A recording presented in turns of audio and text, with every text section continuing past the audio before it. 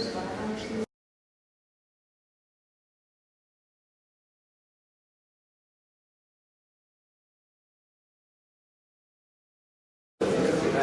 behalf of the University of Applied Arts Vienna, I welcome you to this hopefully, surely inspiring discussion on Friedrich Kiesler, an afternoon discussion about the question if and how to continue Kiesler's dramatic ideas, visionary ideas, into our present time.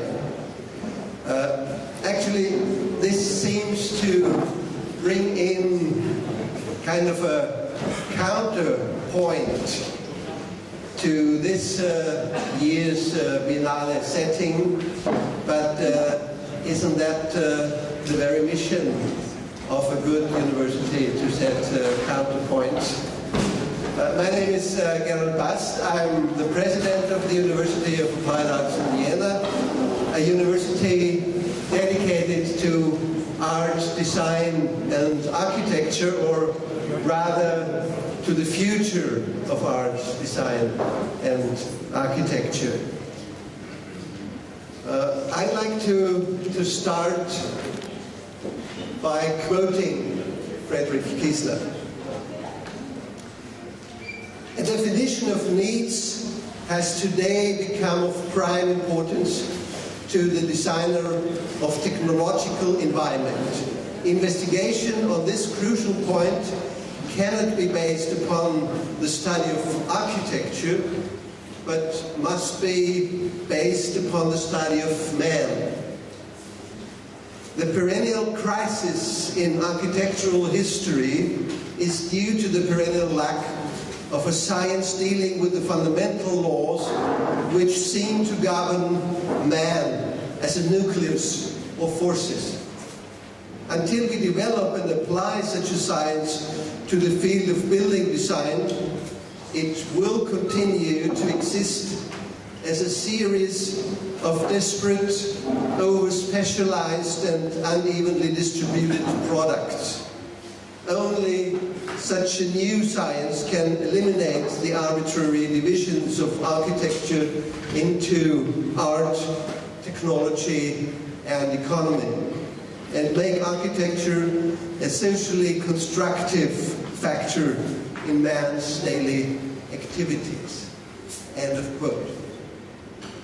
In a paper with the wonderful title Pseudo-Functionalism in Modern Architecture, Friedrich Kiesler demanded, you probably know, you will know this quote, form does not follow function, but function follows vision, and vision follows reality. So the question is, did we really learn anything from Kiesler the last decades? Who is standing on the steering wheel of architecture, and do they want to make architecture a socially constructive factor, as Kiesler said? We have a high-ranking panel here, invited by the University of Applied Arts Vienna in collaboration with the Kiesler Foundation. Reiner Zettl will introduce the panelists in a few minutes. Thank you, Reiner. Thank you, Janowski-Fritsch, especially you for organizing and supporting the organization of this event here. I also want to thank Wolfgang Pfiel from the Digital Art Department. They will, after this discussion at 5 p.m., make a performance in this room.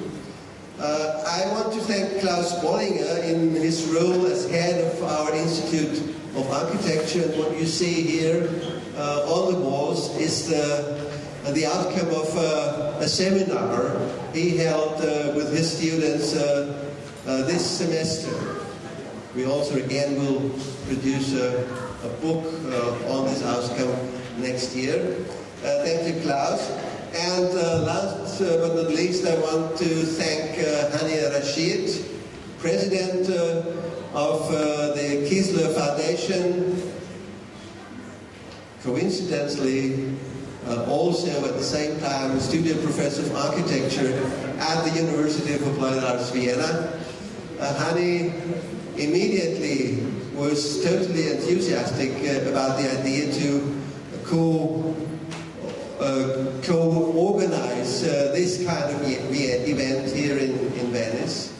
And now I want to hand over the microphone to Peter Bogner, the director of the Lilian and Frederick Kiesler Private Foundation. I want to thank all of you for coming. Thank you for your interest in the future of architecture and the arts, rather than in the encyclopedical presence or history of architecture. Thank you very much.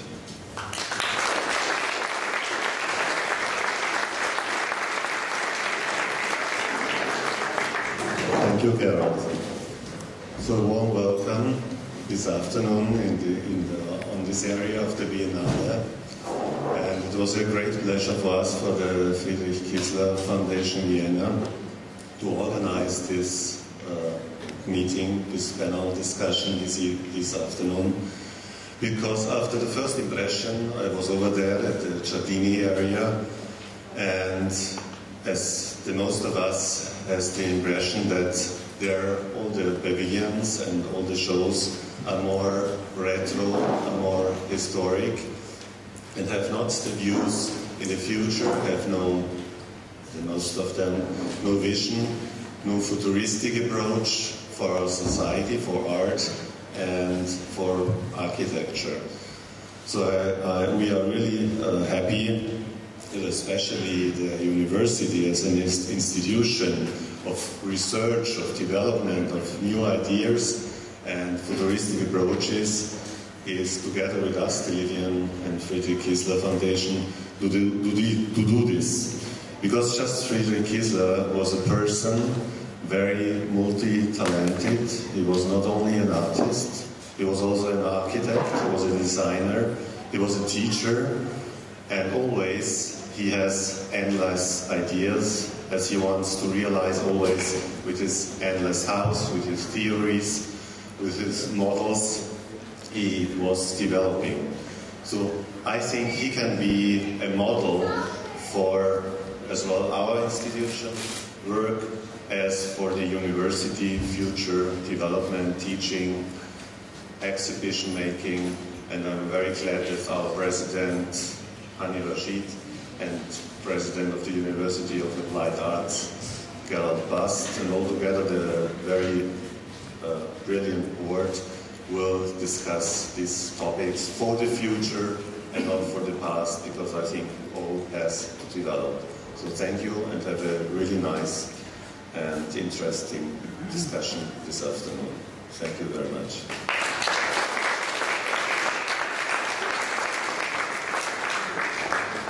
Good afternoon.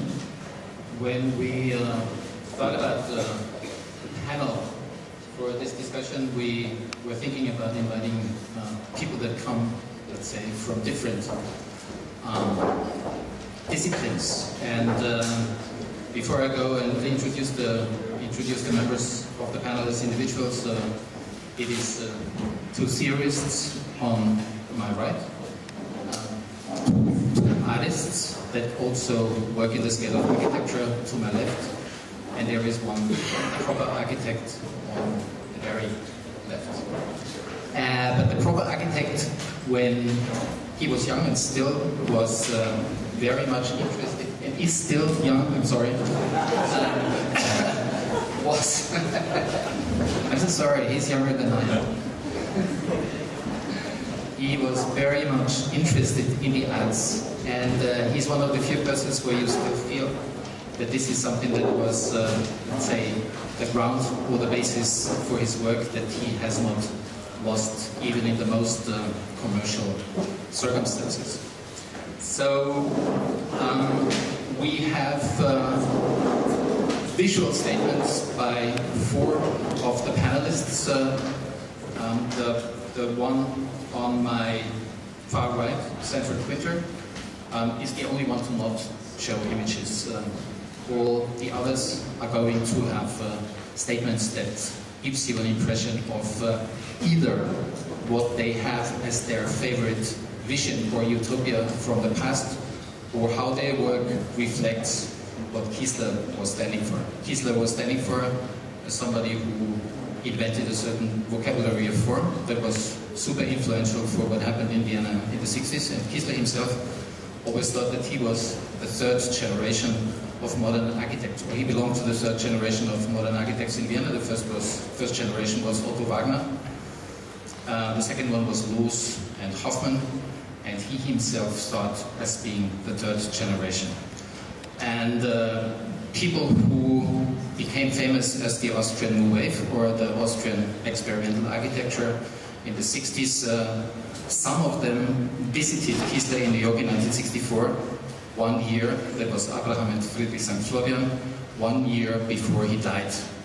And to a certain extent, you could say he handed over the legacy to these people. At least this is what they thought happened when they had this kind of magic meeting. Because to a certain extent, also Kiesler is in the vein of Loos, thinking that architecture is something almost sacred. And I think the shrine of the book is something that will feature prominently in the discussion, which is just to the point of what I'm saying.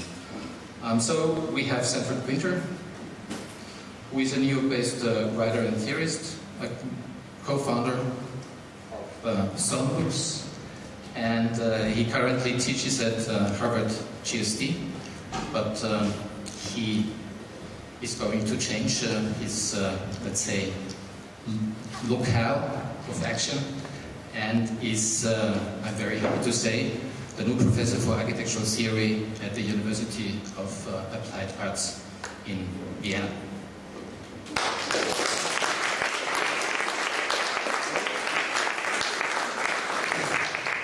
Like him, Sylvia Lavin, who is head of the PhD in architecture program and professor of architectural history and theory at UCLA.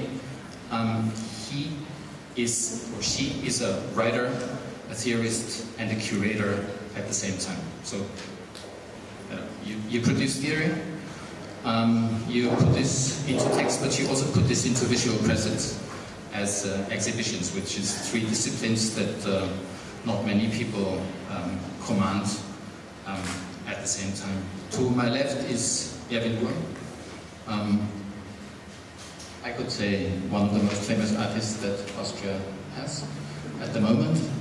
He lives and works in Vienna and Lower Austria, and works in a multitude of media, and also uses a lot of architecture in terms of quotes and in terms of scale.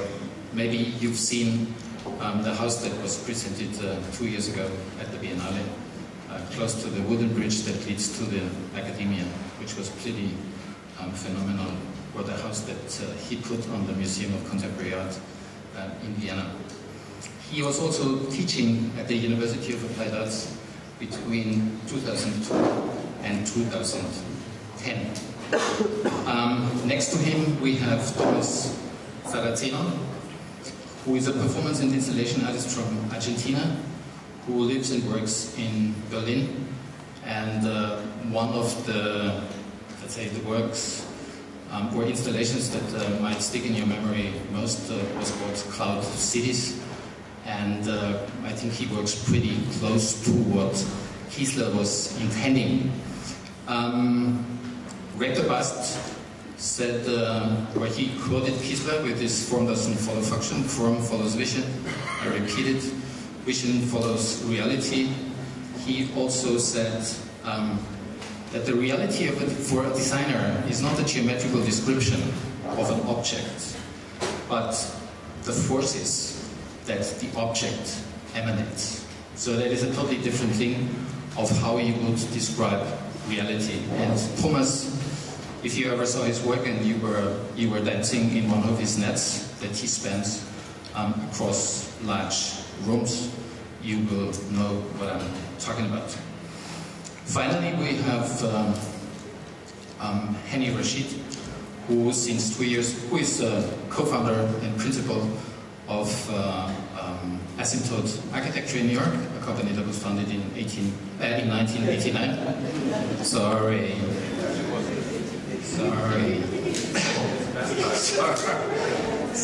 I'm old enough to mix up things. And which he did together with Sanford. And since 2011, he holds a professorship at the University of Applied Arts in Vienna. He's one of the 3 studio heads of the design studios. So, and I guess you know it's Gerald, Saladit, and Hani Rashid. And since 2013, he is the president of the Austrian Friedrich and Lilian Kiesler Stiftung. And in his presentation, he will also give you some information while we are doing this at this very moment. Hello, thank you. It's wonderful to be here. I am not going to wear my sunglasses today through this talk. I broke my glasses on the way to the airport, and these are the ones that allow me to see you. So when I take them off, I can no longer see you. And then I go into my own thoughts, and you may wish I could put my glasses back on at that point, but and connect to the world. But that's sort of what this endlessness is all about, I think.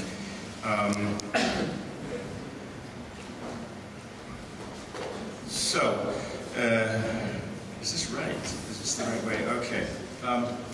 Sylvia and I have been jockeying a little bit to try and get the second spot rather than the first spot, and I clearly lost.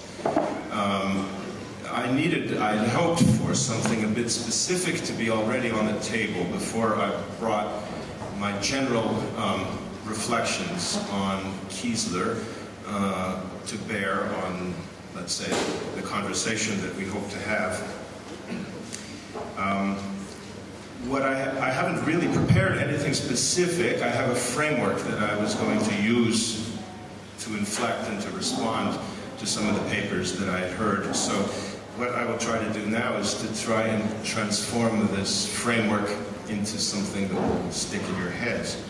My idea really was that the one idea of Kiesler that I found, well, endlessness without a doubt is the interesting and probably the most important idea, but also one of the most opaque and difficult that Kiesler brought, in a way, into architectural thought, history, and discourse. It is, for me, and what I'd like to develop today, it is based on an idea he developed in 1939, I believe, and developed a second time in 1949, so it was definitely in those years of the 40s, the concept of co-realism. And I guess we're in the habit today of quoting him, so I think this is a quote from him.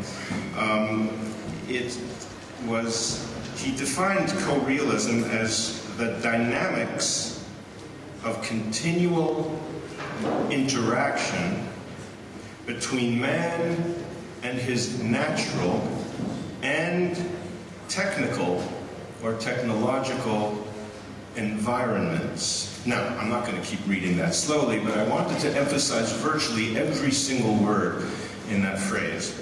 And one could really do an entire panel discussion on each one. The ones I'm going to select to emphasize within that are interaction and environments.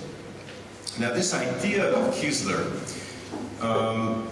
was always intended to connect, the idea of endlessness was intended to connect architecture to what we can very generally call the biological,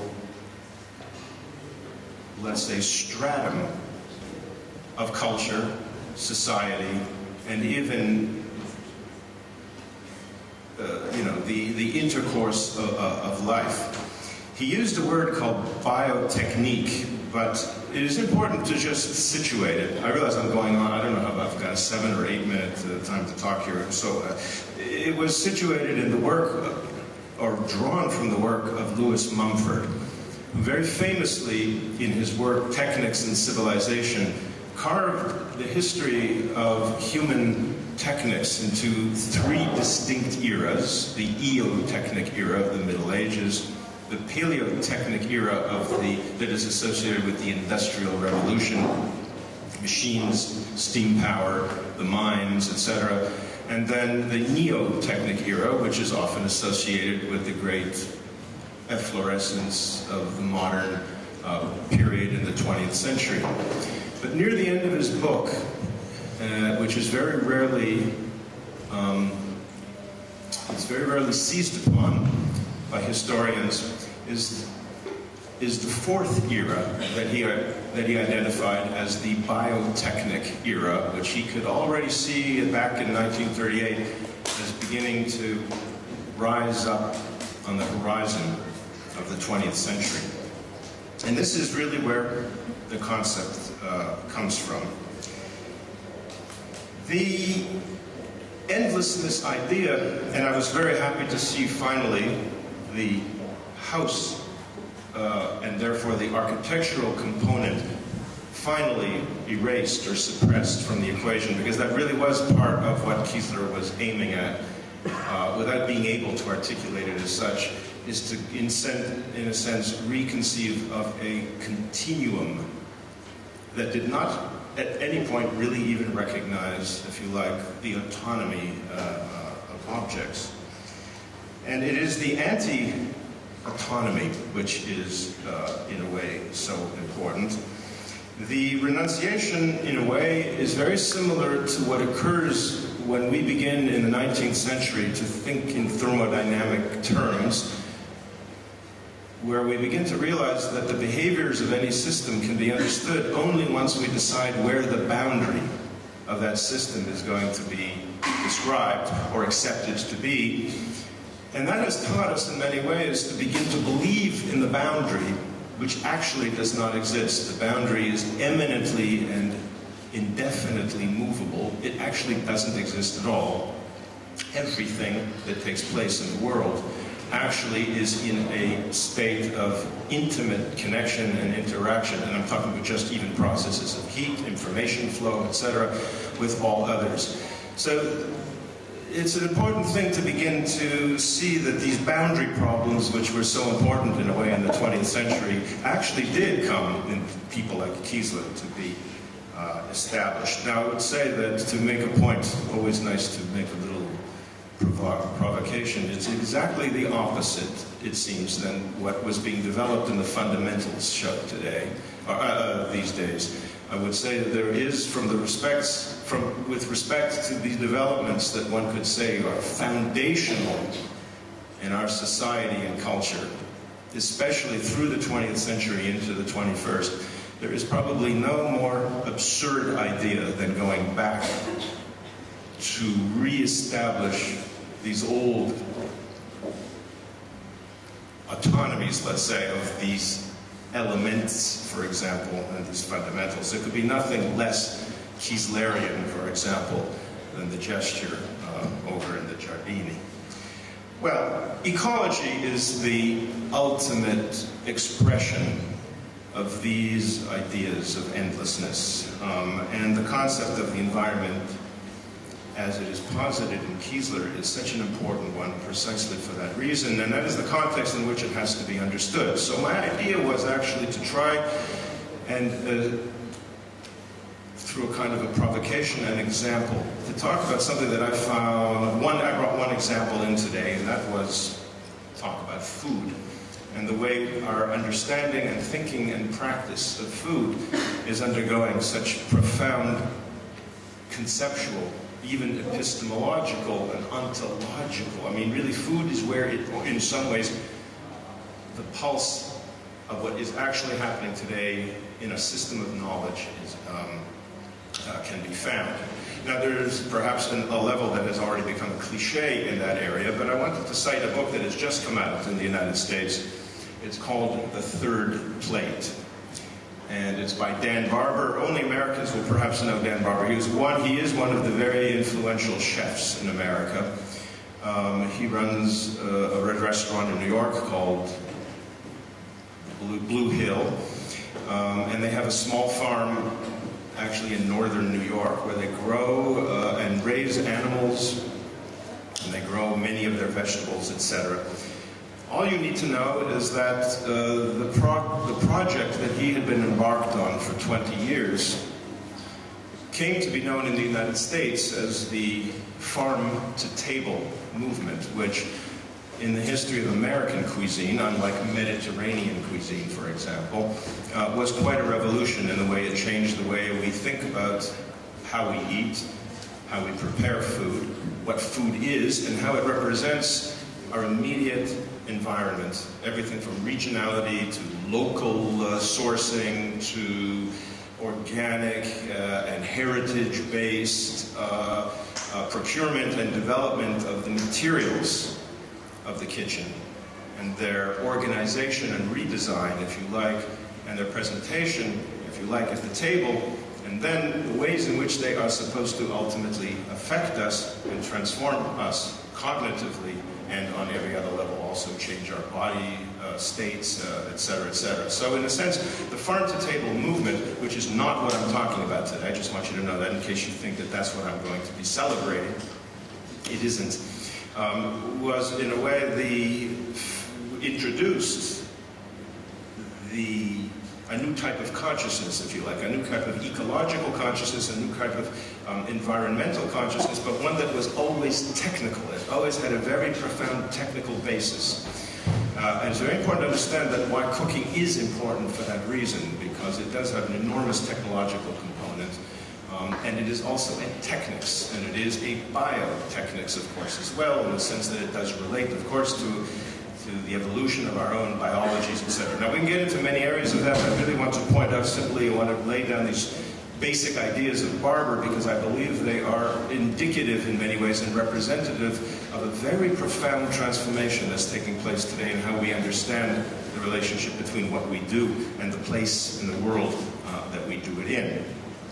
What he came to understand in the last few years, and that's what the third plate is all about. The second plate in history is the farm-to-table movement. He begins to realize that this is a kind of grotesque misplacement of the boundary, the idea of simple cherry-picking of the finest ingredients and the abandoning, in some ways, of all of the other associated ones. All the parts, for example, of the lamb, which do not represent the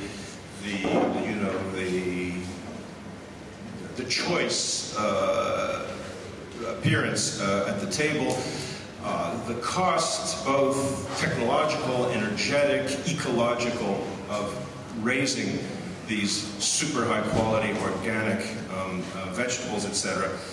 He posits another idea, the third table, because he wants to understand what food is going to be like in the future. And it's also what I would suggest is what architecture will be like in the future. And his idea, very simply, is he tries to understand how to approach what he calls a whole system, which he calls a whole system of agriculture, which includes, in fact, a profound understanding of the dynamics of soil, of land, of the sea, and of seed in its also in its biological context. And the idea is that the table, the menu, is to be structured and modeled, or is modeled on the structure and movements I had these rough notes. Give me a second here. I want to get this sentence down right. Oh yes, the point is to model the structure and movements of the table, or the menu, or the meal, on the structures that we have now begun to seek and to discover in the environment itself. Yeah, time up. All right. I'll leave it off there because the next presentation was meant. I'll tell you, for those who know what it is, I was going to talk about he emphasizes the Dehesa pastoral management system of the Iberian Peninsula, which some people know about this, but the important thing about it, I just want to tell you what it is. If you look it up in Wikipedia, the phrase they used is a multifunctional agro-silvo, meaning forest, pastoral system, and cultural landscape. The only important thing to understand here is that it's this extraordinary model evolved over 500-600 years in which wildlife, livestock, agriculture all take place in an incredibly harmonic environment where the acorns produce the specific qualities of the flesh of the boars that eat, the pigs that eat it, etc., which creates this remarkable jamon in Spain, the hams, and the cork, which is harvested from the oaks, which are very carefully cultivated, actually have an extraordinary role playing in sequestering carbon during the time when they're replacing their bark, etc., etc. And it goes on and on. It happens to be one of the harshest environments in Europe, and it is one of the most biodiverse places on Earth. Thank you.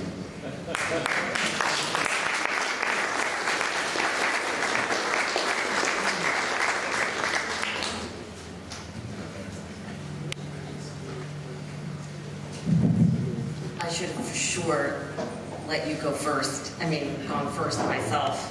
They say never share a table with, share the stage with children, animals, and Sanford Kwinter. Yes.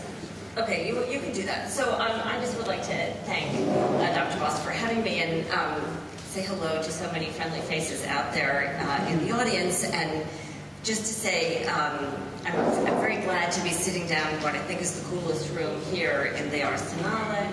Yes, after a long, what seemed like endless walk down here.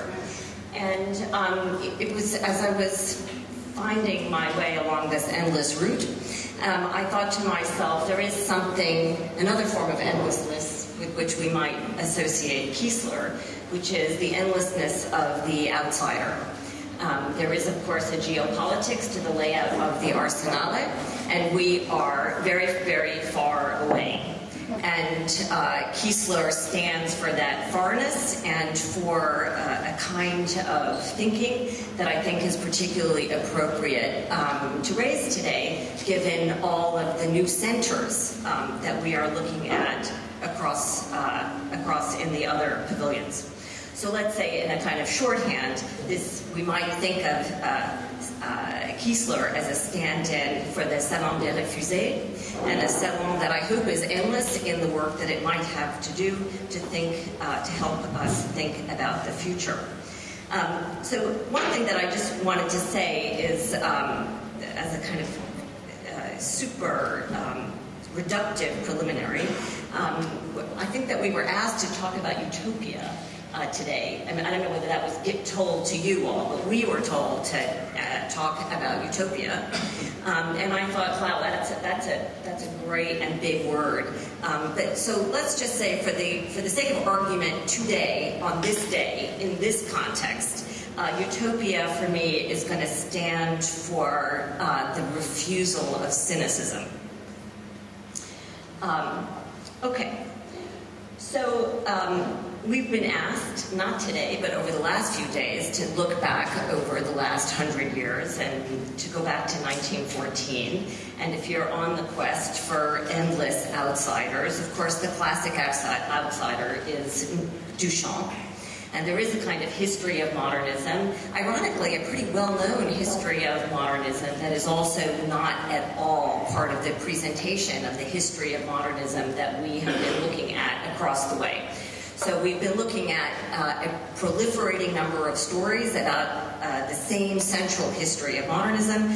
So we might think about the history of the avant-garde as another aspect of, another fundamental, if you will, of the history of modernism, one that seems to need to be brought back into onto the table.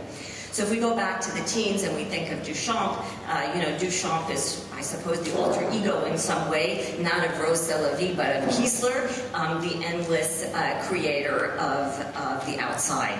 It did make me think, I wish that urinal, that incredible urinal, my favorite object in the fundamentals, that 18th century Rococo urinal. I just keep thinking, what would Duchamp have done with that urinal? But to your point, we might say that Duchamp was already produced art without being an artist, and already revealed the absurdity of removing fundamental things like toilets from their biotechnological apparatus. But to move on to Kiesler in some weird way, do you just 1 second? So you know this Man Ray photograph of the large glass. You know it well. You know that the painting was the large glass was on its side and it accumulated dust for a year, which is to say, it accumulated and became the index of the entropic decay of bodies and buildings as they shed pieces of themselves and find new surfaces to stick on. So we might say that this accidental recording of the unfolding of the biotechnological life of the modern subject became a kind of accidental way to invent a new city plan, a new diagram for how another future of modernism was going to unfold. What you may or may not know is that after this photograph was taken, Duchamp cleaned half the dust off and fixed the other half of the dust so that the accident itself became part of this story. So I started to think, well, where is the history of this dust and its possibilities in the history of modern architecture that we might think of as belonging to the worldview of Kiesler? And my mind went immediately to Alison Knowles, one of the founding members of Fluxus, who wrote a poem using an early computer in the 1960s called The House of Dust. And one of the things that I think is also very important about this poem is not just this incredible delivery system. It was generated by the computer. It was delivered in helicopter and dropped from above like goodies during World War II.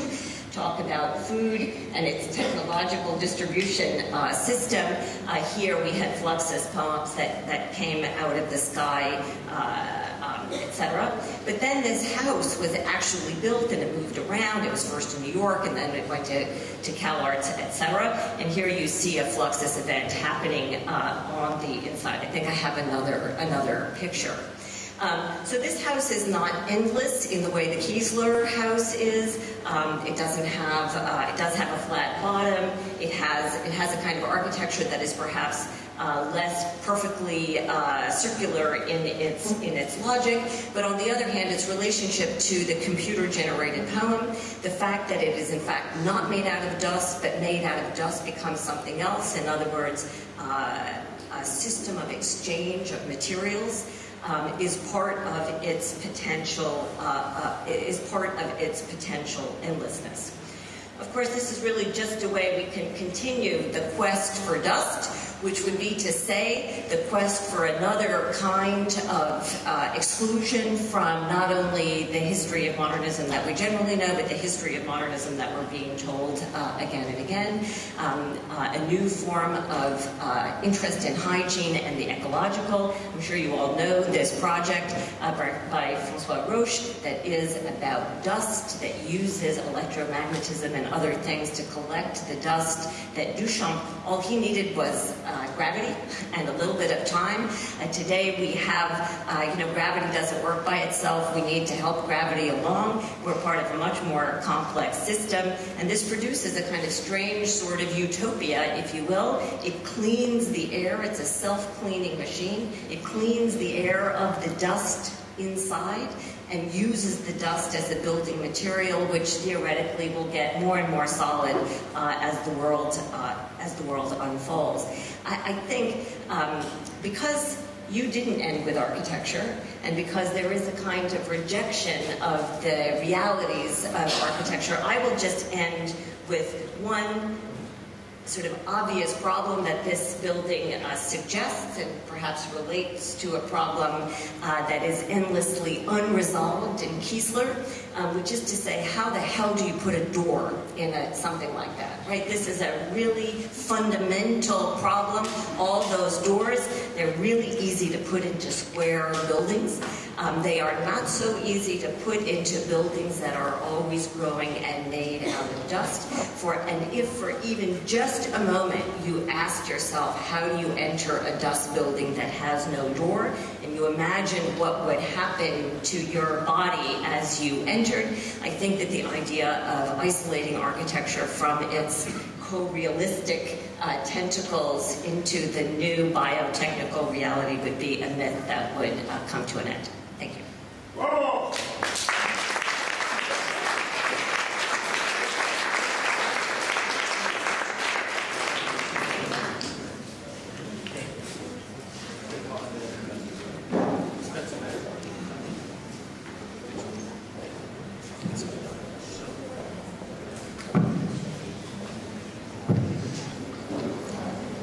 Good afternoon. I need my picture, please.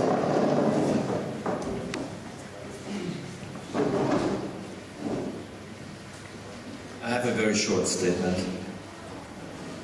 If the picture comes, you have my image?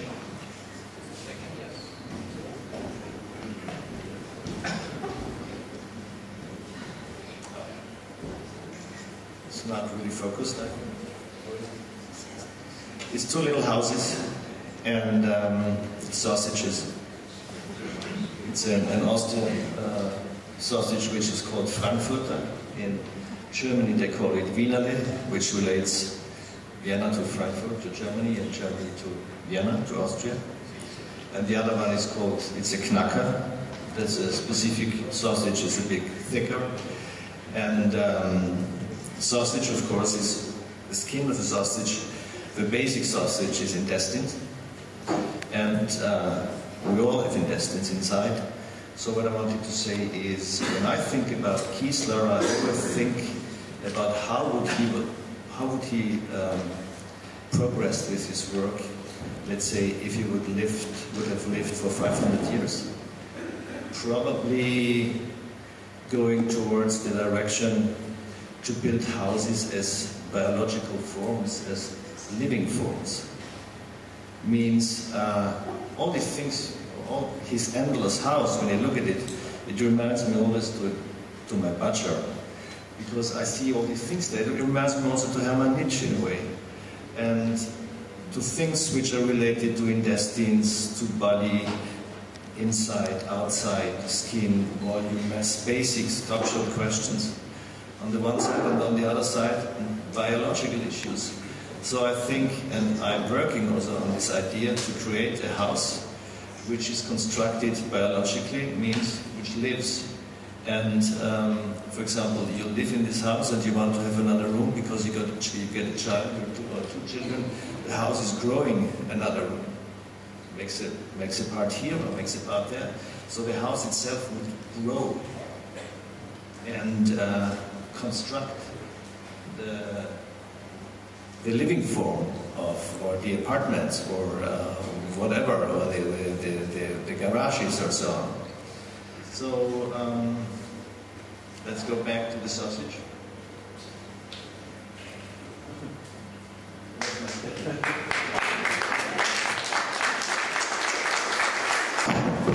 Thank you. Thank you for the invitation. I thought just to show one work which I think somehow relate with Kiesler, and maybe also make a comment to... Sorry? Bogner. Yes. And also somehow maybe also make a comment also of the struggle that I was yesterday when I saw the Giardini, and I thought also about like, once again, I mean, maybe also to put it in a context of what a floor could be. This redundancy of abstracting something which is kind of impossible to define with elementary particles. And in this case also maybe try to weave again some kind of relationship, which I think so maybe it may, but maybe what I try to do is kind of describe a little bit the work which is there, which I don't know if you can see really well, but basically it's like a kind of and also we'll try to avoid very quickly okay, wonderful. And like a prejudice somehow very quickly. This will happen also when, because we have a conference with Bruno Latour there. Even Bruno Latour went to the piece, right? And then the very easy thing is like people have in mind the jumping castle. And I have to kill this idea somehow because, let me put it that way. Well, we go through some of the images, right? I mean, it's a very room, it's a big room which is pressurized, right? And there is air inside. This means the first things every time that people open the door in the lower level, people in the upper level can modify also the position, right? But what I want to tell you is that one thing, when you are in a jumping castle, it's like a high pressurized. There is a lot of tension, and you might be able to jump. When even Bruno was up there, right, and we had a conference, and he kept the idea of the memory that you will be able to jump. What I'm telling you here, this is impossible to jump. No, it's like it is. And then he gave like one of the last gift lecture about the relationship of our relationship of planetary boundary, and how we are stick to the planet Earth. You know, it's a sublunary idea. Does it mean once again, it's a huge volume of air.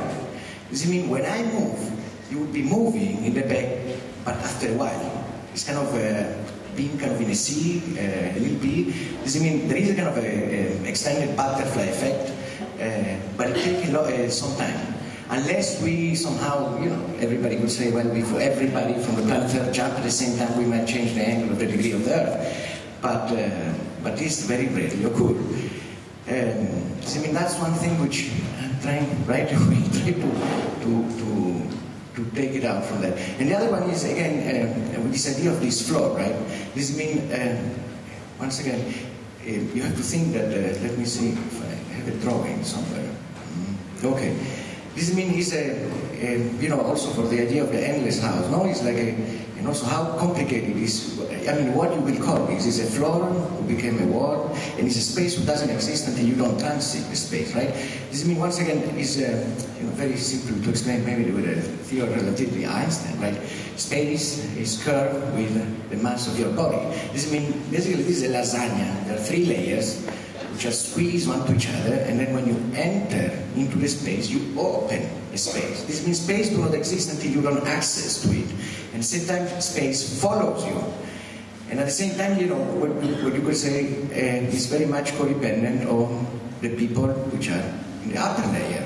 This means at the same time that you can open your space, but if there are people in the upper space also, it closes again. This means once again, what I was thinking is like, you know, if you have to describe what is this, you know, the first problem which I encountered is like, well, is a floor, is a ceiling, is a wall, I don't know. And then somehow I love to kind of relate with Kiesler also.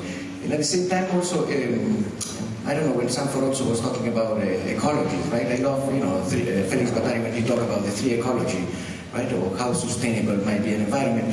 And you know, it's not only about, you know, we're all the time now getting into this kind of environmental ecology, but Felix Guattari he talk about social ecology and the mental ecology. This means one of the things which, and also yesterday I was talking a little bit about T. Hall, right? The person who invented the term proximia. This means the piece, what it does really is also it measures the ability to get closer one to each other, right? Besides kind of give like kind of a social coherence of how we might repercute one to each other, but also without knowing, because remember, every time you open the door, this kind of ecosystem that you kind of learn to navigate it, it kind of collapse again. And the other thing also is like how close I can get one to each other. And then also, let me put it up, it's more next me. But if we get too close, and visitors get too close, the space, it falls too much, and everybody starts to collapse in kind of this social black hole somehow. which for me is quite interesting. What else I have to say? That's it. Okay, thank you.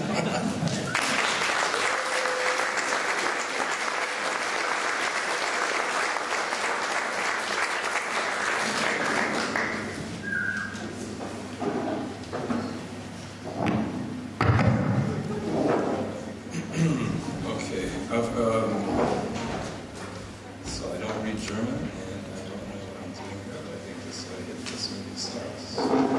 Yes. Okay.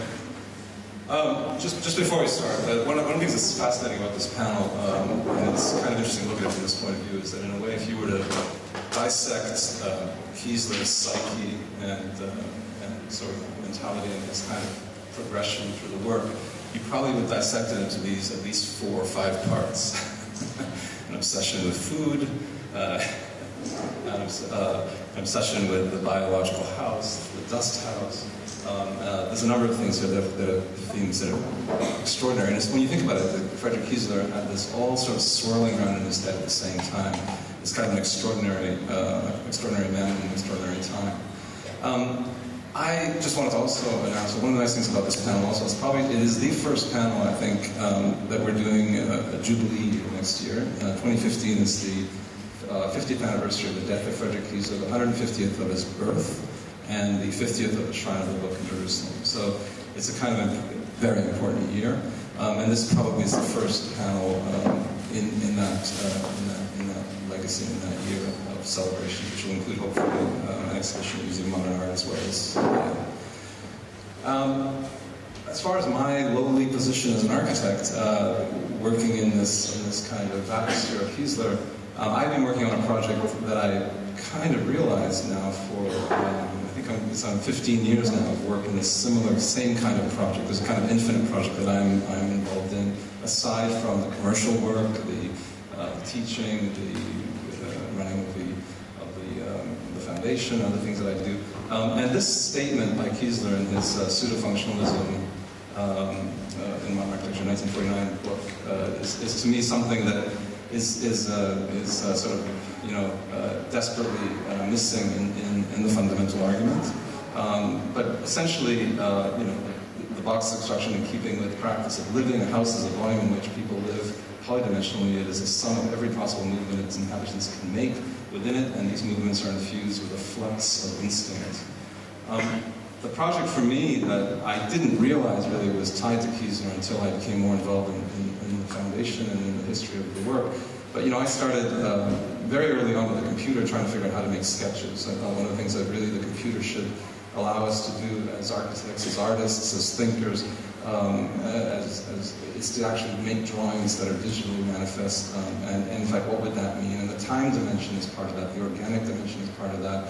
And this was a computer sketch, I guess you could call it, a computer drawing that I did in 1996, maybe, or 97. And it was really a kind of an attempt to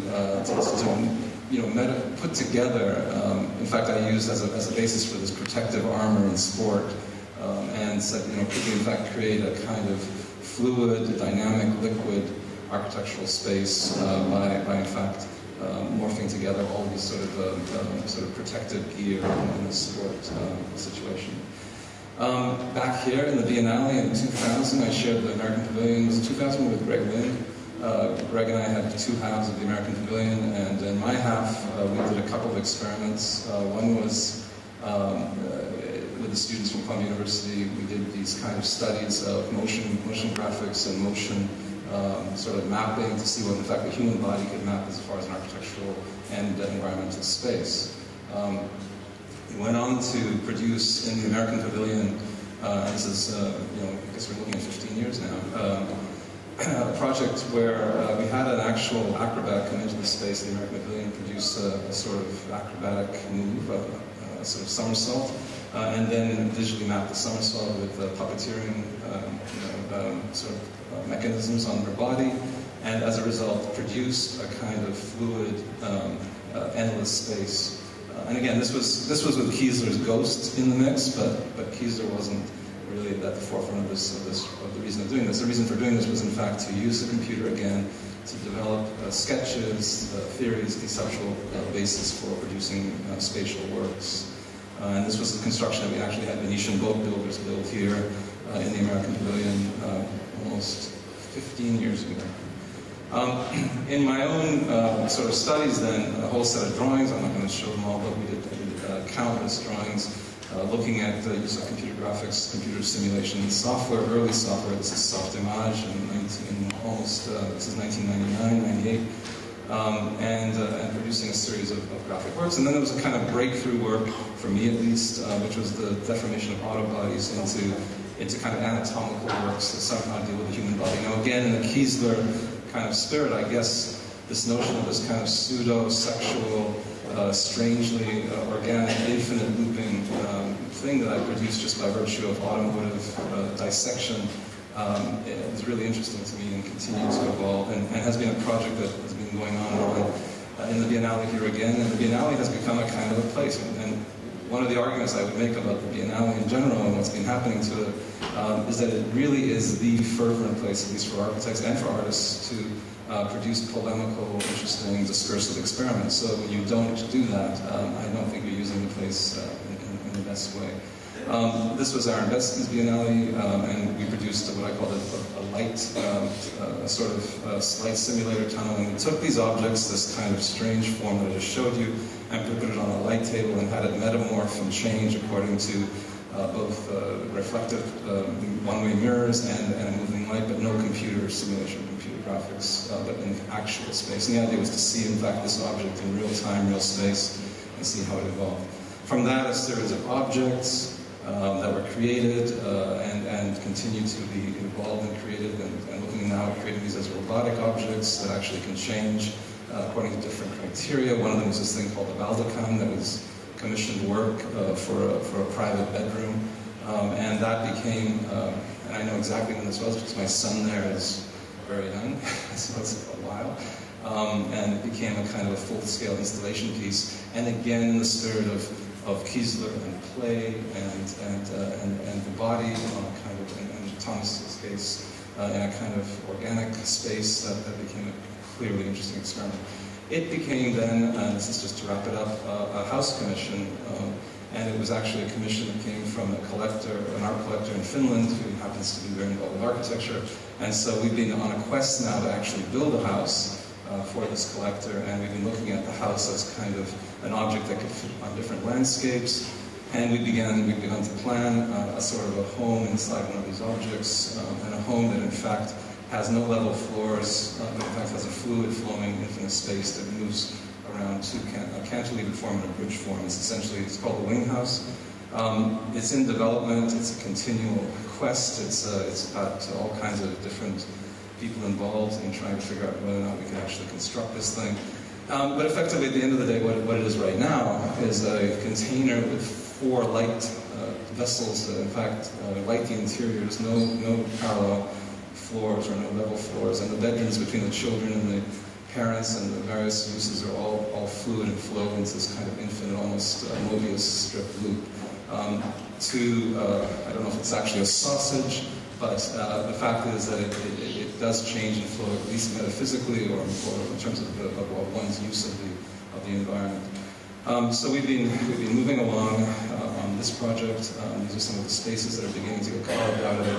And at the end, the site of it, the site that we're looking at in Finland, is a site where the house will sort of perch itself on a mountaintop, hopefully. But as I said, it's an infinite project. Chances are it'll metamorph again into something else, and it'll never really end. So that's it. Thank you.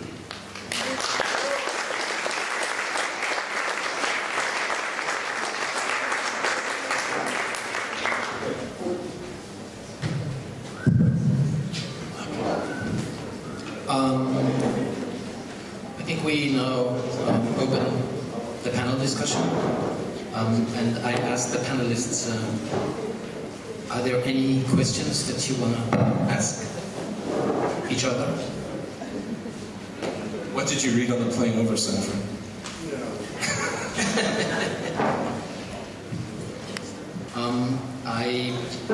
I mean, 2 things stayed in my mind, and I think that is something that relates to the context in which this discussion happened.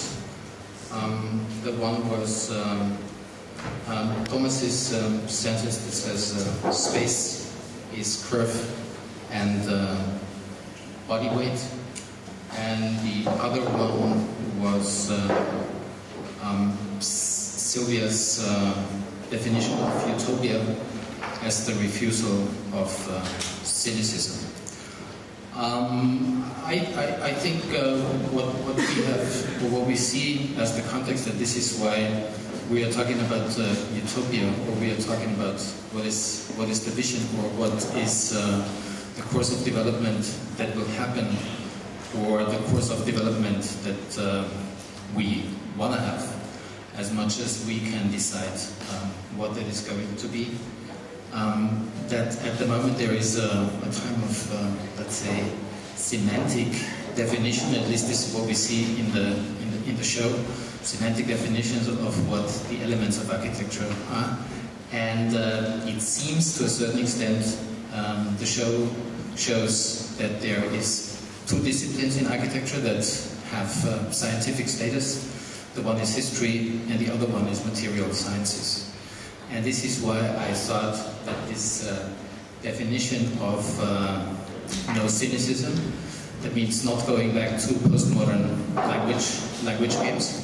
And I think this is something that Erwin Wurm does perfectly in his modification of consumer objects, meaning trying to play with your desires and showing what your desires are leading to.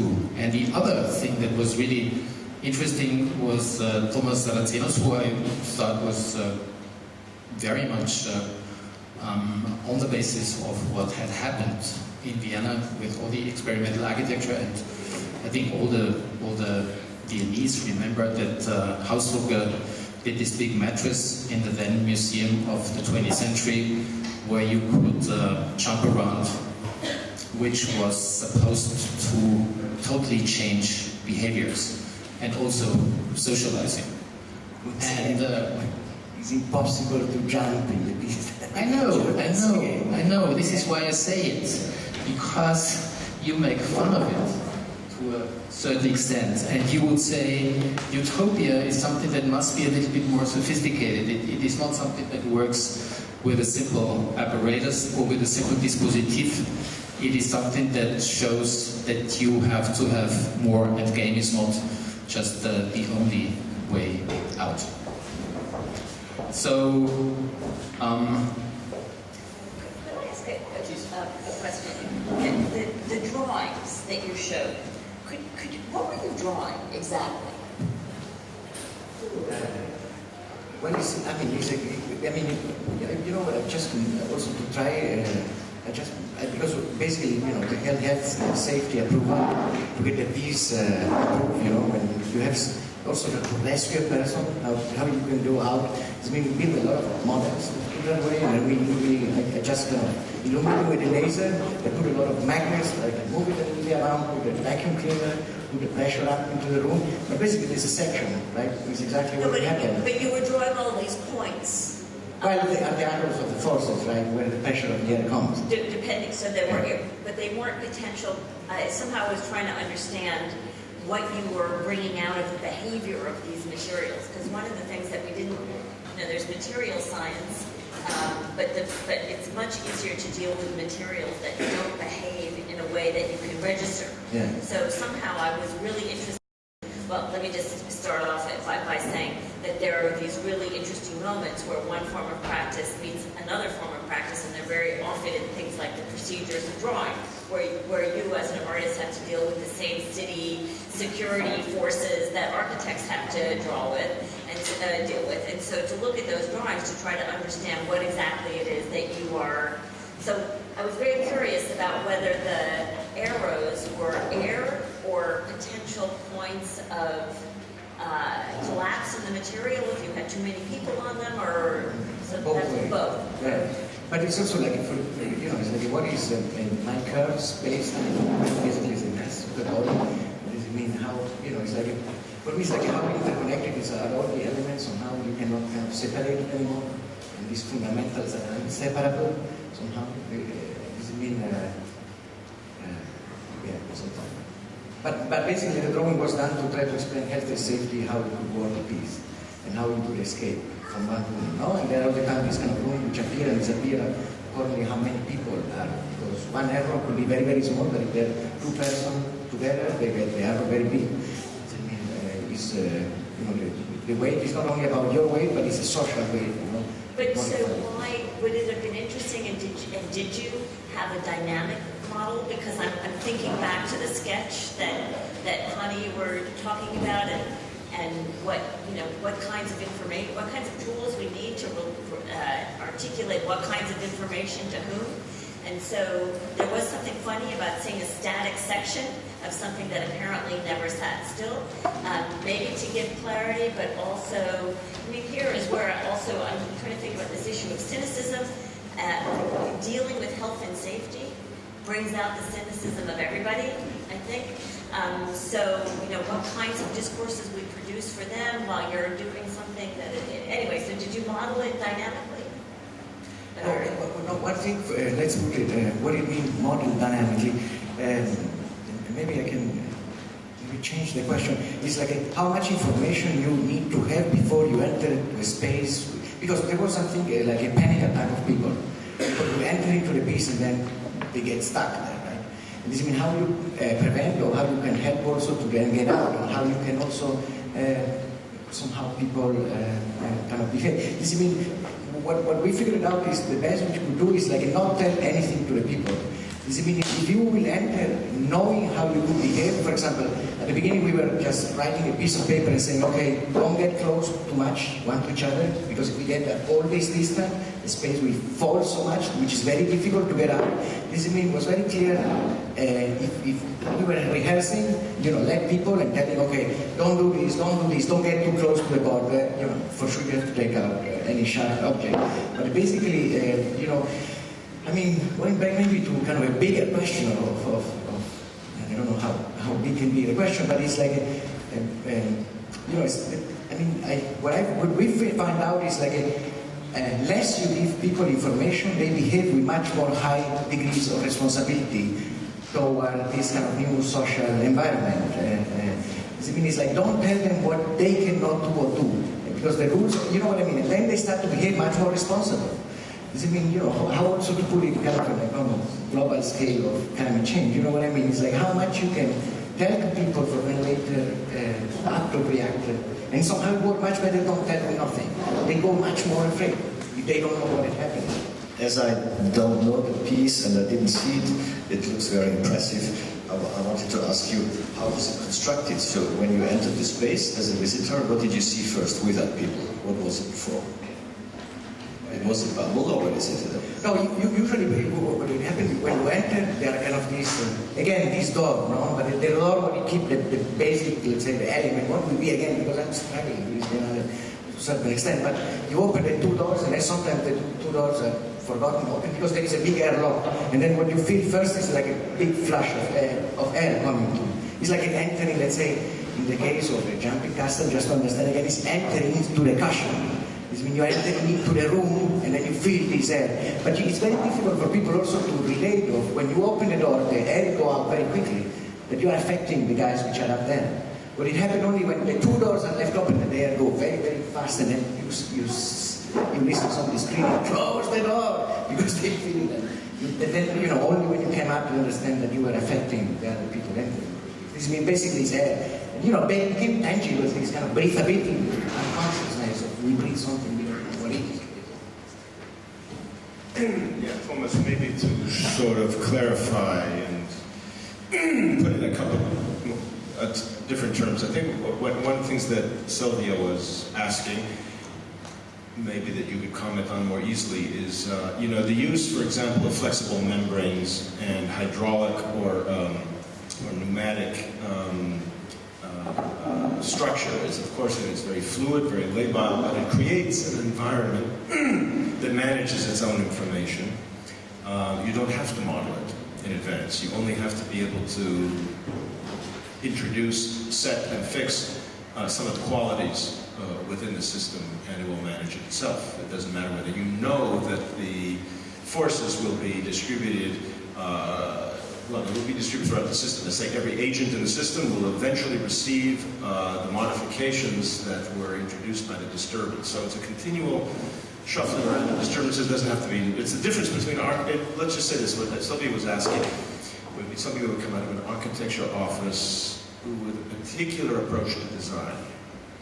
That's to say, planning fixed, rigid, formal structures, whereas there is an uncertainty, for example, that is that you can invest a lot of confidence in. That's to say, you know your system, you don't know in advance how the system precisely will behave, but it will always perform the general idea of distribution. Just how do you think about that? That's to say, you create an environment that will then be sort of smart, if you manage itself, versus introducing the managerial protocols up front. But just once again, you know, what it manages social behavior. That's what is interesting.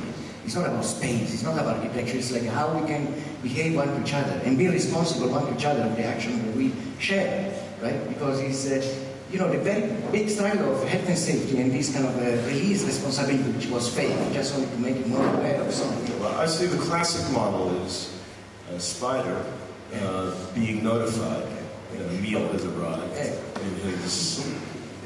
his web. Is that social? That's your social. That's the model, the predatory model of social relations. Yeah. There are only 20 spiders out of 43,000 species of spiders which are solitary spiders who live in one single web. So I mean, they're very, very few. But anyway, I mean, it's what the question also, you know, the book I'm reading, when the question is the conquer of social species, where the Edward T. Wurm, not from the guy from the ants. But it's, you know, the question that we should be asking at the beginning of the book is like, why knowing that being social is very effective on long-term survival on the planet Earth, why, you know, there are many, many species which are almost in the threshold to become social or use social, and they do not do this jump. And he's asking, nobody can answer really this question, you know, how you can engage, let's say, this high degree of sociability as a strategy to survive today on the planet. What do you distinguish between sociality that takes place in the clouds, in the bubbles, versus the sociality that takes place, let's say, on the ground, or the sociality that takes place in the sea? How do you think? Why do you choose the sky, the bubble, and the gaseous? No, one thing also, Sanford, because the other thing, what I had to really prove to health and safety was, let's say that all the motors are off and the air is all off. All people will fall down to one point, right? It's because the membrane just goes down, really like a pool. But I have to make sure that the weight of all the people will not bring, because you know the PVC is kind of a chewing gum. This will stretch until the momentum that all people will collapse and down to the earth. And the other thing also, with the idea of saying of the jumping, I could have put in some moment the pressure of the air very, very, very high, and then, you know, it's like a slide of the aeroplane. This means the material get very, very strong to a certain extent, but we never perform it on that way. I mean, there is the potentiality also to become... Well, you know, if you move to a foam structure, there would be a different kind of distribution of the forces. You wouldn't worry about a single valley, right? And you do that. I've seen those often. Sanford, I'm thinking about the house that Hani ended with. Somehow when you take a lot of the, and I think the two projects start off with a lot of shared interests, and then they end up in apparently two very different places. And I'm wondering about the forces that produce those differences and whether the differences are, let's say, differences of condition or differences in ontology. So a house outside has a different degree of engagement with health and safety, let's say. I mean, it has many more of those points that you're describing that essentially displace the performance of self-management. I mean, and this is one of the issues that I think that we find in architecture, that all of those pressures end up producing a kind of fixity. And this is maybe also the tragic, I mean, the tragedy of Kiesler, which is to say, full of potential, can't somehow really get off the ground. Like, doesn't quite happen. That door is a problem, the roof is a problem, health and safety is a problem, and where you put the toilet is a problem. So I mean, but today, though, you know, we don't want to exclude those. I think we also can't just ignore everything that's behind us and say that we are in a new condition for architecture, and we have to be able to mobilize many fundamentals at the same time. It's not these ones or that ones. And like, I don't want to live in a house without a toilet, no matter how fantastically avant-garde it is. And so I can't live, but I also don't want to, you know, right? So, so to do those pressures that mount and mount and mount on architecture with a higher degree of a constancy and a higher degree of weight than they do in a temporary installation. I mean, is that fundamental to architecture? Can it, you know, what happens? I mean, something that's interesting is to actually think that when that quote I had up is Kiesler's retort to Corbusier's towards modern architecture. The retort on the quote was a retort to Corbusier's towards modern architecture. In fact, Kiesler saw that as kind of an enemy in some ways, right? The sort of ethic of the modernist project. What's interesting is there is a kind of correlation here, and that's easy to correlate, is the sort of psycho, let's say, mapping of space that Kiesler was kind of interested in. Sort of, I guess, a fundamental principle that we somehow are kind of maintaining or trying to continue to explore. In fact, if I were to add a slide of Erwin's to this talk of 3 episodes here, we've all done houses, it would be the skinny house. The narrow house, I'm sorry. In America, it's the skinny one because everyone's overweight now. So the narrow house, it basically against that. And in fact, you know, last night I had dinner with someone who's involved in neuroscience and was going into a discussion at dinner about the fact that we, in fact, have now located someone, Sanford probably knows more about this, somewhere in the lizard part of our brain, a kind of a force. And they've done experiments with CEOs of companies, and when they walk into a room, they can actually emanate by virtue of their sort of, let's say, presence, a sort of transference to other people's mindsets and create a kind of mood swing in terms of a meeting, and actually map this now as a kind of there's a kind of science that's in fact going on. So what I like about what Tomas said about the fact that people on this latex surface, or this PVC surface, have to be aware of each other's presence physically and metaphysically and in a kind of strangely spiritual and exploring where each other are in points in space. In mine, which is static, is the fact that the house will change, as I mentioned, with a growing family. And so the floors and plates, in fact, become a kind of this psycho-mapping of people's occupancy of space. So it's interesting that the visceral, in some ways, is something that is very pertinent to Kiesler, obviously, and everything he did, and is sort of maintained here in a project of, because in the skinny house, narrow house, there's a unbelievable, you know, sort of psycho-dramatic space that lives in and walks into that place, which is familiar, but unbelievably sort of, you know, redimensioned. So I'm interested in this idea that, in fact, in some ways, the mapping of forces has to be also the mapping of a sort of, you know, sort of a mental space, fundamental mental space around where people are, in fact, thinking and occupying space and spatiality. I think it's interesting. Something left out of this entire kind of move back to this sort of so-called fundamentals. I would like to say, because it's no longer possible not to say, that I firmly disbelieve that there is any such thing as a fundamental, and I think we need to be very careful about falling into the, let's say, the trope of the day, which suggests that the essence of the door will always determine certain features of how we move and exist and use the environment. We know that in Katalhuyuk, people entered their buildings without streets or anything. They entered from the roof. We know there is a hotel, an underwater hotel, that you have to enter through an aquatic medium. You have to dive in and find the opening and pop in where the atmosphere is more congenial to long-term things like, you know, air breathing, et cetera, et cetera.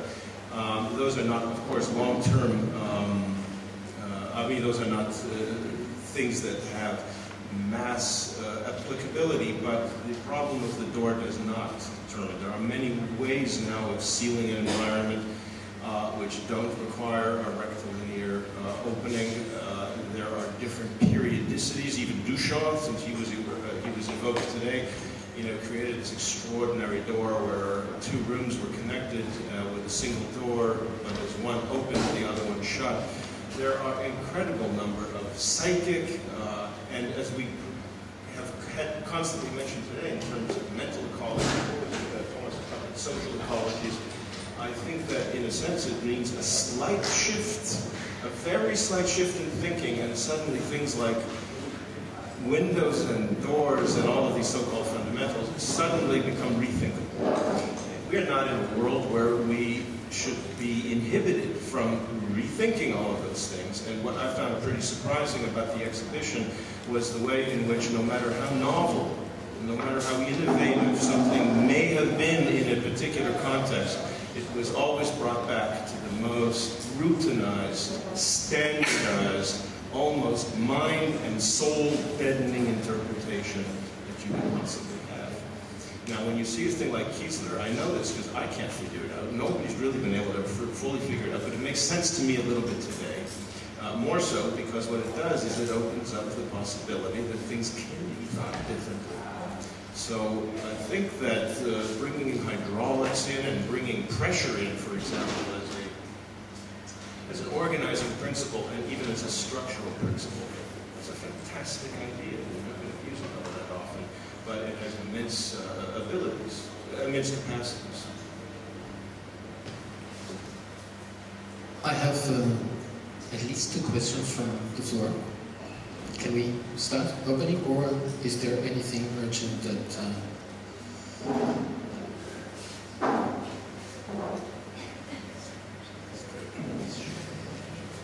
So we are in the environment of an architectural biennale, one of the most important architectural event. It's said to be. It used to be dedicated to thinking, some of you mentioned it, into the future. We're talking about Kiesler's visions, which are some 70 years old. A lot of architects in the last decades, a lot of important architects, referred to these visions of Friedrich Kiesler. And now look at what is architecture like now. Look at it. How about the endlessness? How about fluidity? It's just a simulation of being fluid. It's a simulation of being endless, what we see in contemporary architecture or in the last decades of architecture, even of architects who referred to Kiesler. Where is the living house Erwin mentioned? The only thing which is living, at least partly, are parts of facades. And what we're seeing now here are 25 facades and 38 doors and 159 windows in this World Exhibition of Architecture.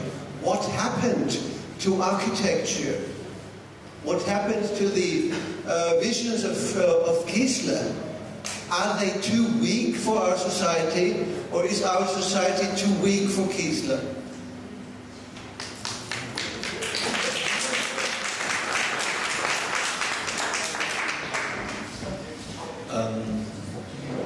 Well, I mean, in a way, I would say Kiesler seems to be overestimated also a lot, because there's a lot of really focusing into this world work. And when you look at it, it's a great work, no doubt. It's really great, it's fantastic. But all these things are here. It's incredible because it's in a way a formalization of his ideas, and this stops everything at the end. And I like what he did very much, because this is another way of dealing with things, and it's a performative piece. But I know he's an artist. I know. But what? I don't know, I lost the track now, I'm sorry. No, but another day also I was thinking, like, I'd love to talk more about Kiesler, about what is happening today in the Biennale, but how unbelievable it would be to do like an art Biennale and put, the brush, the video camera. I didn't put it up, but it would be like kind of impossible. I mean, you would be not even start with this idea, right? And, the elements, what are the elements that are this work that it made, the artwork, it's like something that it doesn't even come to your mind. And anyway, may I add something, because I think I really have to say this. I didn't see the band in general. I saw just the part through I was walking in when I came to the space here. What I saw is just depressing. We have really great architects, but what I saw here was just, it was like a fair for, I don't know, I found it really boring, deeply boring and depressing, and I did not provoke the wish to be more concentrated, to be more going deeper into architecture. I don't know what you think about this show.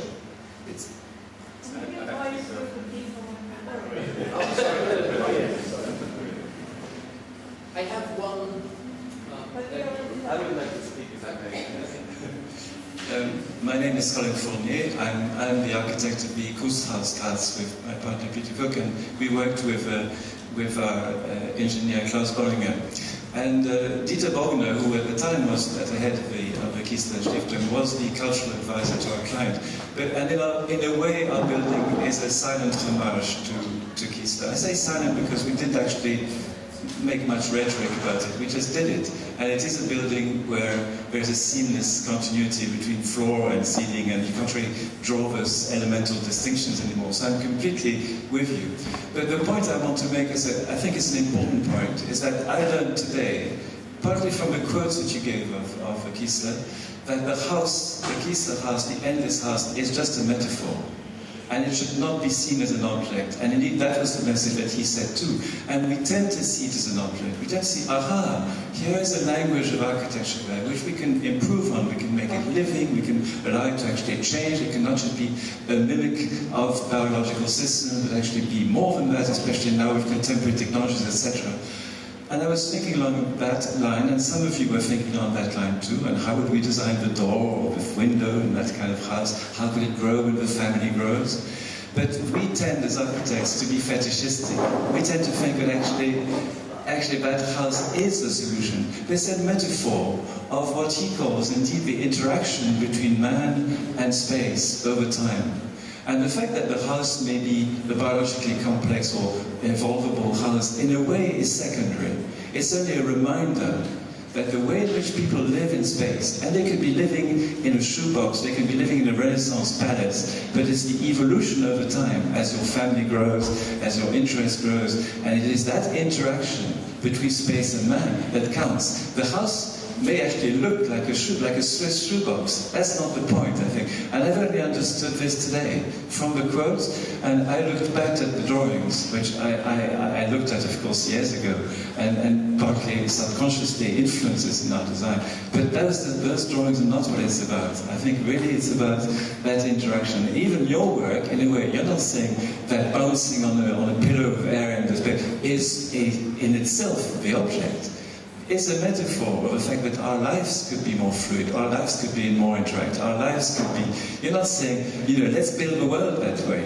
And neither was he really saying, let's build the world that way. So I just wanted to, I'm not just asking a question, I'm just saying the endless house I understood today is a metaphor, and that's its power, not as a fetishistic object.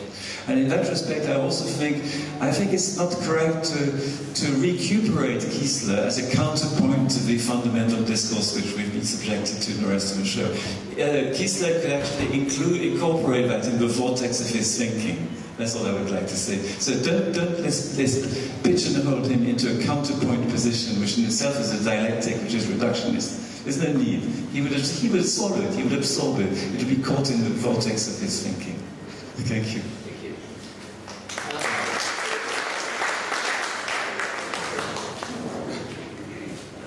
I have a question to Sanford. And what's interesting that both of you, Sanford and Sylvia, you brought up the idea when you wanted to discuss or articulate something about the idea of the border or boundary here, even when you wanted to night. And I had a feeling you wanted to tell us not only a critique to what we see on the Giardini, but probably something that is at stake much larger within our culture, that there is a kind of movement happening that starts to critique the relational model, you know, the idea of this object-oriented ontology, asks that things are more than its relation. Yeah? Now, what is your opinion on that, and was that basically what you wanted to address with your talk? That there is basically not a paradigmatic shift happening, that we still live within the biological paradigm?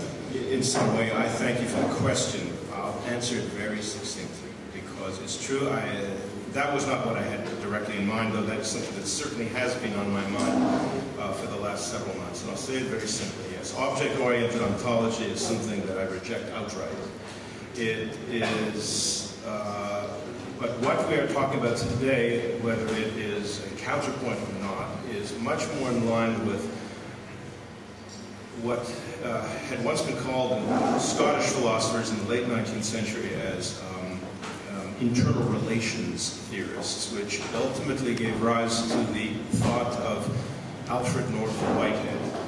And Whitehead, in sum, you could say, it's very complex philosophy, process philosophy, but he said that the reality is not made up of points and places, but it is made up of events. And that is the context in which I believe the transformation in thinking and in techniques and in method, generally speaking, is changing in our field today. Very much in keeping with, for example, the results of the epiphany of the gentleman in the front row. I subscribe to it absolutely, and I simply look for multiple entries into that ultimate argument. That is the homeland, if you like. And Whitehead also said that the world was made up of organisms and not objects. And it is the unfolding of that idea which always, in the first instance, always includes thinking of humans in the context of nature, the philosophy of nature. That's where I see things.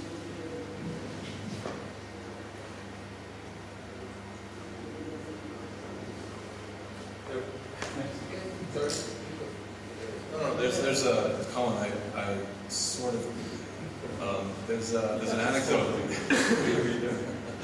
Well, you know, in spending more time in the Kiesler archives and seeing all the stuff that we have in Vienna, and reading some of the letters and looking at the stories and getting deeper into Kiesler's life, you start to realize something that's a little bit different than what you had in fact articulated.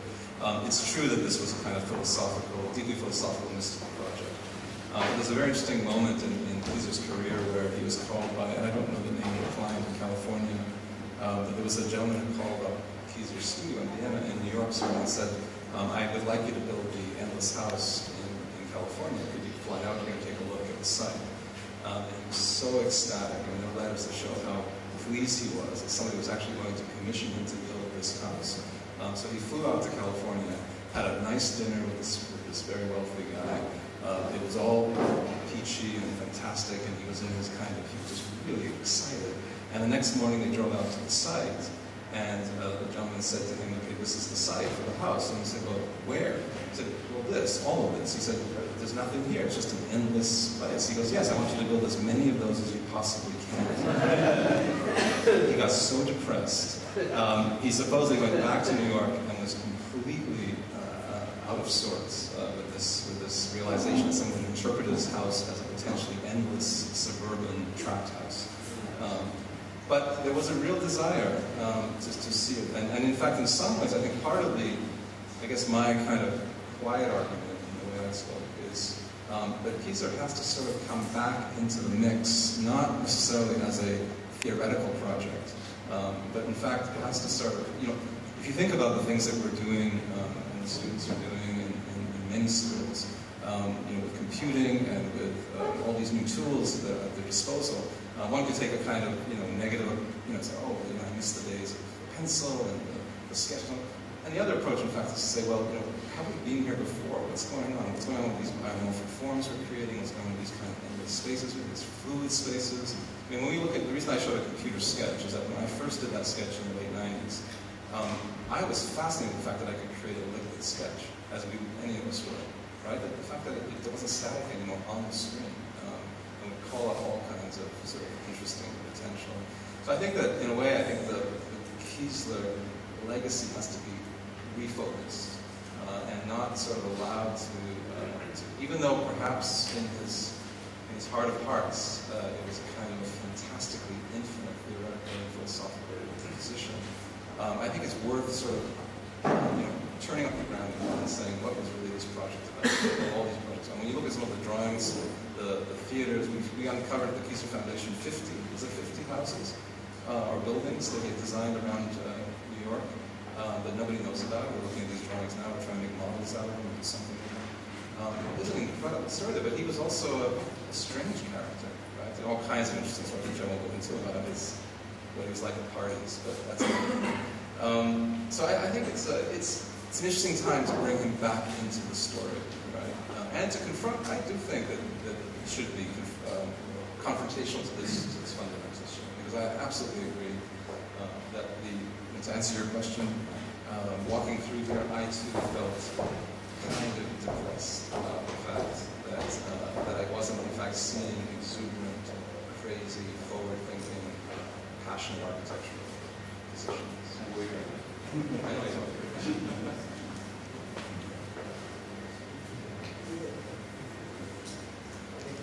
I think what you just said about what effect it had on Kiesler, that someone wanted to turn his vision into a very pragmatic solution, is exactly, I think, the answer why maybe today there is no visionary architecture of this kind, because what was at stake was his integrity. And what you see maybe more often today is that the architects answer to the real estate and the property developers and do agree to turn their designs into those kind of reduced versions of a vision. Right, I think you have to put it in context. The other thing that's striking when you look at the letters and the stories is the milieu in New York at the time when Kiesler was there. Breakfast with Duchamp once a week. Right? Always the same cafe. The kind of, that whole sort of, and we see it all over art, right? This whole sort of idea of the salon, the bar, the cafe, the community of artists. Today, part of our problem, honestly, is the fact that we also don't have that. We're working much more, Facebook and the autonomy of our existence through virtual sort of relations is kind of to the detriment of that. Although, and I hear that optimism is actually a trait that you can't get rid of. Being optimistic, perhaps there's some way that we have to transcend the kind of new environment of sort of interaction and communication and community to find that kind of, let's say, salon or sort of collective meaning. I think it's very difficult for other reasons. But that's the peer-to-peer. That's why you said peer-to-peer. We have 5 more minutes, and then we have to wrap up. So, so to pick up on the idea of designing what Sanford Kwinter was mentioning earlier, of the project that you were doing with the air cushion, where what you were doing was you had boundary conditions, what you were doing was setting the relations, but the negotiation was happening through the materiality and the information that was embedded within the material. That I've seen very much possible with the fundamentals as is presented over here, but that is just simply something that has been done for a very long time. Wouldn't you say that designing in this manner would actually require a completely new view of how one would even have a look at some simple things as a site analysis? That these ideas would have to be stretched much further to kind of gain a completely different understanding of the environment that we're putting our designs in. Question to the board.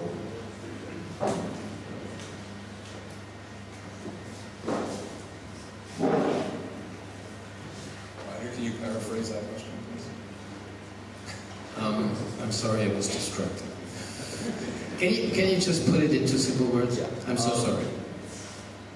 The question was whether it required a new kind of idea of having a look at gaining an understanding of what is. Excuse me, let me start again. The question is, would it require a new way of looking at the environment that we're placing our work into in order to create work that would be more in the spirit of Kiesler, more in the spirit of what you're suggesting. So is the site analysis something that would have to be rethought? I think one of the answers was ecology. I mean, one of the answers was that there are systems of interdependence that you make people aware of, that this is absolutely necessary to understand and also feel. This is Tomas Saraceno's project, that there is the presence of others. And the presence of others is not just what he was referring to in the hidden dimension of the book of How, which is more in the vein of what the elements of architecture do, that there are cultural dimensions, what is appropriate distances between people in certain social situations. But this thing which is so interesting is a kind of renegotiation of what these proxemics would be, and people would have new experiences. So I think this is one of the answers which would say you cannot just come up with new laws and regulations, because this is what's happening, and this is also what you see in the show to a certain extent, this kind of security and so on, which is the big difference between what is architecture and what is temporary installations. But it should be something that acknowledges that there is interdependence. Also in Thomas's work, sometimes I have the feeling that this is a bit totalitarian. Yeah, it is too strict. Yeah, that says I cannot be left alone. Yeah, it's not possible. I have to be. This is what he also referred to O.A. Wilson's book about the ants, which says that they are super successful, but they pay a price for it. And the price is a lack of individuality, which is really dear to us as modern subjects, because this is what we have learned is the big thing that, let's say, the society we're living in was offering us. Reiner, if I could just add to that. The site, and it's interesting, if you actually were to sort of put this discussion today into some strange collage, the site, I mean, to bring full loop to Sanford's seemingly Dada opening discussion about food. In fact, that is the site. This book he cited, and this kind of new approach to sort of the next level of eating is tied into dust as a site, to the fact that a sausage should become a house, and to an endless space, which is about a kind of psychodramatic space of fear, neuroses, as well as confidence and elation. Is a kind of an interesting, that is the site. And that, if Kiesler's in the room somewhere watching this, he's no longer turning in his grave, as I'm sure he was when he looked at the fundamental brief. He's kind of interested. He's hovering in there going, okay, now we're talking. Sausages, dust, endless, infinite, organic space. Somehow I have to be an architect and stay out of that discussion. Okay.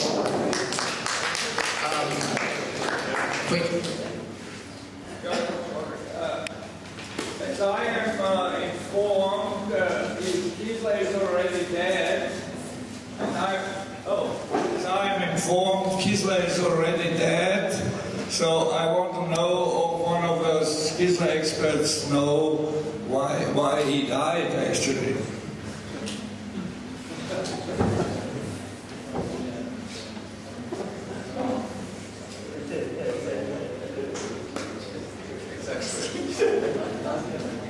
It's a trick question, be careful. I always struggle. Well, first, maybe it's not dead, and that's the other thing. why is that? But it's like what I like a little bit in general, that you do. I mean, I cannot believe. I mean, this site analysis, all these things is like for me, it's kind of a nightmare. It's like I cannot believe. I mean, the site is, you do something because of passion, because of love, because curiosity, and that's what is the site analysis. You know what I mean? For me is lacking a little bit in the show is like lack of passion. I don't have any problem with the dog, with the floor, with anything. If you love a dog, you know what I mean? You will present it in a certain way, in a certain fashion. That you know what I mean? It's like that's it, and that's what it became something. I mean, everything became something, but as long as you stand for it, and you cannot, you know what I mean? And this, there are too many things, that you cannot feel anymore any contact with it. I don't know, you know what I mean? You choose one image, and then this will stick into my mind because there is something I don't know yet what is. But you know what I mean? It's this kind of a relationship that you build with an object, which at the end it transcends, all this kind of discursive to a certain extent. And then this is, well, I don't know how you fall in love with something, but actually then you fall in love with something, and that's it. And that's the side. On that note, we close the session. Thank you very much for coming here. I thank the panel and also the organizers to make this possible. Thank you very much.